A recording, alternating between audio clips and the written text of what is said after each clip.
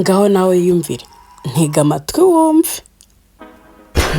narabibabwiye ngo tumwice kumwica byarabananiye mwaretse nge jewe ubundi ibi bintu mba narabikoze mu mizerega. Ngaho nyumvire, ibaza umuntu mukuru w'inguyu inama ari kugira umwana w'uruhinja nk'uyu, ngo ubundi ngo njyewe ngo nagakwiye kuba namwishe, ngo ariko mukanambara ngo na runaka ngo barambuza, ngo namwe ngo mwarambujije, ngo ariko ngo ndebera.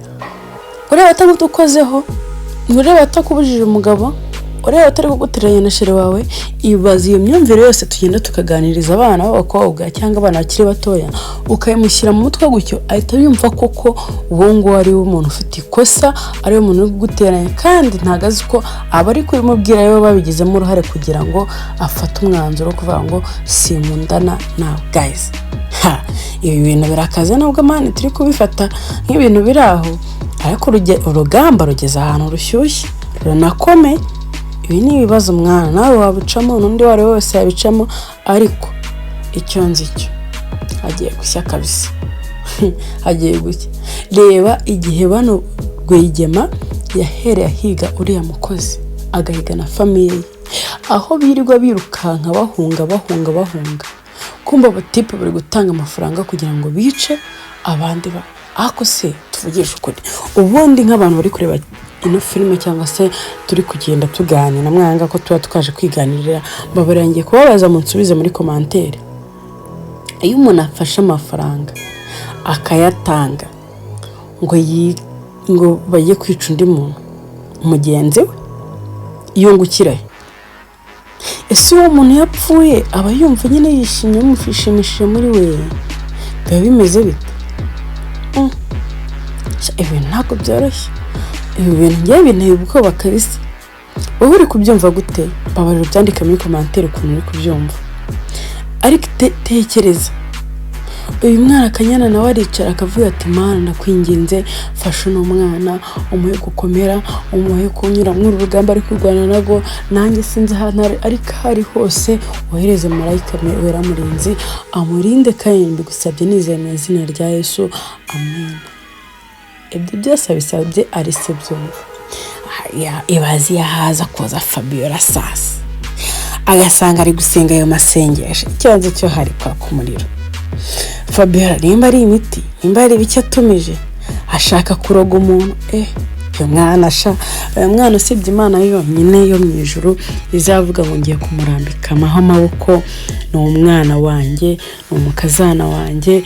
Ega buriya iyo Imana iyo dushyingiwe, Imana kuko ariyo turemye niyo papa wacu, umeze nk'umukazana cyangwa se nk'umwana mu rugo papa we ashingiye.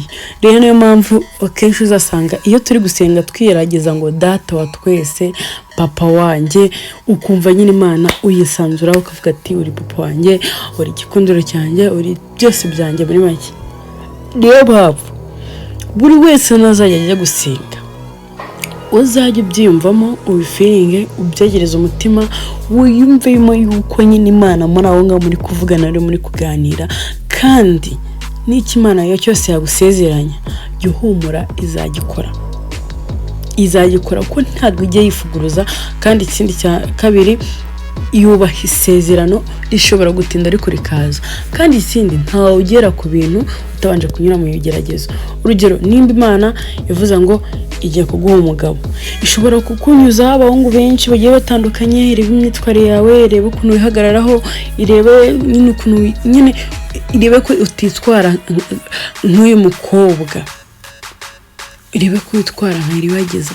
Apana isimbi buriya Imana yamuhaye ikigeragezo, iyo aza kwitwara neza akitwararika cyose ari no kumukunda, ariko kubera ukuntu yitwaye nabi akiyandarika akaryamana nawe, ngaho kumubeshya, ngaho kumutererana, ngaho kwigira danje, ngaho kumusuzugura, ibyo byose byatumye isimbi cyose atamuhitamo, ahitamo iribagiza kuko abona ari we watsinze urugamba. Imana yonyine yatanze urwo rugamba kugira ngo ugere ku cyiza, ugomba guhura n'ikibi.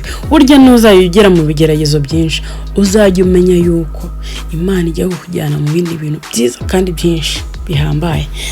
Ugiye umenya ngo uhuye n'ubukene muri ino minsi, uri mu kazi uri gukora cyane, umenya ko Imana igiye kukuburura ugasa neza, ugatera imbere.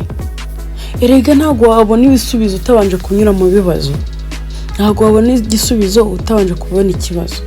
Guys, mujye mureka twihangane n'ibigeragezo byose tunyuramo, tumenye ukuntu tubigendamo, tumenye ukuntu tubivamo n'ukuntu twibyitwaramo, ntitugahubukire ibintu byose tubonye. Hari abantu bazavuga mfite imodoka, mfite amafaranga, mfite iki, cyane cyane nk'aba basaza bari hano hanze, ugasanga arebye akana abyaye cyangwa se nk'akuzukuru ke arimo karamushimashima kunda, zanda zabo ziba zingana gutya, karimo karamushimashima hehe kugira ngo agahereza ayo mafaranga. Uri kwirukira ibyo uri kubona direct ako kanya, ariko inyuma yabyo ntabwo uzi ikibihatse. Ushobora gufata amafaranga menshi ugahita wishima iki n'ibiki kubera ukuntu uri kuyapfusha ubusa, washamaye wabanje kugaga no kwigira ute. Inyuma y'ayo mafaranga ugasanga hari n'ibindi bibazo bigutegereje, ariko ushobora kwihanganira ibibazo mbere ukagera kuri amafaranga cyangwa se ukagera kuri bya byishimo, ukamenya ukuntu bifiringa, ariko ubifiringa utekereza ufite n'ubwenge bwo kubikoresha. Kubera iki? Kubera ibyo bibazo wabanje kunyuramo, kubera za ntambara, uvuga ati ibi bintu nabikoreye nta mpamvu yo kujya mu pfusha ubusa. Ariko ni nk'uko uyu mwana w'umukobwa byamugendekeye, yabanje kwishimana na cyose, abanza gukundana, yumva mu munyenga rukundo, arahubuka, ubugoryi bwose arabukora, arangije finally dore ibibazo bimubayeho. Ariko iribageza yabanje kunyura muri byinshi, aratotezwa, arakubitwa, amabuje ngayo bamumenaho, bayenda kumwica, bamutega abantu benda kumwica.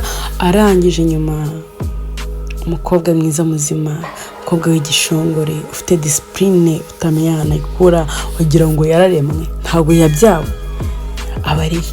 ariyo cyose ahitamo mu mbaga y'abantu. Cyose nabwo arivugira ati njyewe uyu nguyu niyo tuzamarana ubuzima bwanjye bwose. Ishyano naryo ryazamura umutwe, cyose akamubwira ati wowe nzahora mpakana ko naguteye inda, kandi ikindi nimba ntaraguhisemo mu muryango, abantu bose bareba, inshuti, abavandimwe, ababyeyi bose bareba, nta na rimwe nzigera nguhitamo. Guys, umwana w'umukobwa atirike uremye ubugome mu mutima wanjye, nanjye kukwereka icyo ndicyo. Mbese ni ba bantu, iyo umuntu avuze gutyo aba ari wa muntu nyine wari usanzwe uhisha ubugome akajya kwirurutsaho, ariko hagira agakosa gato cyangwa akabazo gato cyane kabaho, ugasanga wa muntu yivuyemo, ubugome bwose arabugaragaje, ibiki byose arabigaragaje, ukuntu ateye, umutima mubi, ibiki n'ibiki byose akabishyize hanze, ukabuguye mu gatego. Wenda nimba banaguteza ku gatego, nimba bari no kukugerageza, urabizi mu mwana w'umukobwa bagiye bamunyuza mu geragezo byinshi akabitsindwa. Kubera iki? Guhubuka, ugasanga n'ibyo waruteze kugira ute kubona, yewe n'ababyeyi bawe ugasanga babigendeyemo. Kubera iki? Guhubuka, ugasanga mbese usigaye nta ipfa nta ruguru. Abantu mwese murabizi ko iyi mitungo barimo ari iwabo isimbi, ariko ahantu bayikuye bayinyaze, ababyeyi bagize barabishe bose kugira ngo batware imitungo yabo. None nyuma yo kugira ngo babice, bari gushaka kwica n'umwana basize, basigare bidegembye mu mitungo yabo. Umukunzi w'umwana wabo, umwana bice ababyeyi nabo bamutware, barabara. Guys, mwagiye mareka tukagira imitima. Kwica ababyeyi ntago bihagije, mugatwara imitungo ntibihagije, none mushaka kwivugana n'umwana wasigaye ari umwe rukumbi ikinege.